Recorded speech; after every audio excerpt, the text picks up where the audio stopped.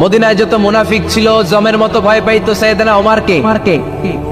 শয়তানদের leader ইবলিসও ভয় পেত ওমরকে।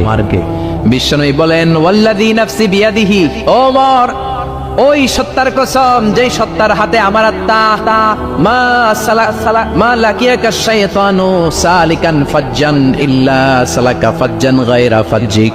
ওরে ওমর, শয়তান যদি তোমারে কোনো রাস্তায় দেখে, ইবলিস যদি তোমারে কোনো রাস্তা দিয়ে হাঁটতে দেখে, ইবলিস ওই রাস্তা রেখে দিয়ে অন্য রাস্তা দিয়ে হাঁটে। ইবলিসও সাইয়েদনা ওমর ফারুককে দেখলে, এই রাস্তা দিয়ে দেখলে ওর বাপের কিরো জীবনে এই রাস্তা দিয়ে হাঁটবেন, এই রাস্তা থুইয়া ও আরেক রাস্তা ধরবে, চিল্লায় পড়েন আল্লাহু আকবার।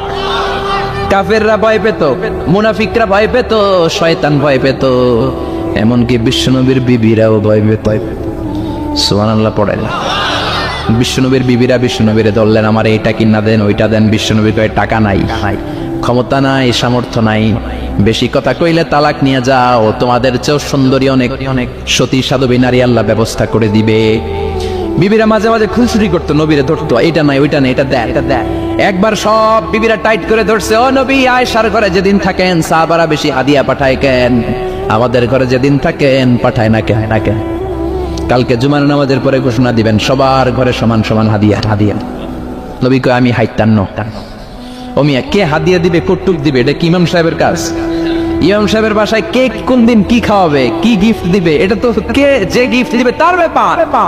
বিশ্বনবী বললেন আবু বকরকে সবাই ভালোবাসে, তাই আবু বকরের মেয়ের ঘরে যেদিন আমার ডেট পরে থাকার সময়, ওই দিন হয়তো বেশি হাদিয়া পাঠায়, তোমাদের ঘরে পাঠায় না। আমার বলার কোনো সুযোগ? বিবিরা কয় না, আপনারে বলতেই হবে। নবী কয় আমি পারবো না। বিবিরা কয় পারবেন। ইন দ্য মিন টাইম দরজার পার থেকে কে যেন সালাম দিল, আসসালামু আলাইকুম ওয়া রাহমাতুল্লাহ। বিশ্বনবী বললেন ওয়া আলাইকুম আসসালাম। বিশ্বনবী বুঝতে পারলেন সালামটা আমার ওমরের সালাম। বিশ্বনবী সালামের উত্তর দিয়ে বিবিদের দিকে তাকায়, দেখে একটা বিবি ওর সামনে নাই, সব উদাও, ভ্যানিশ হয়ে গেছে।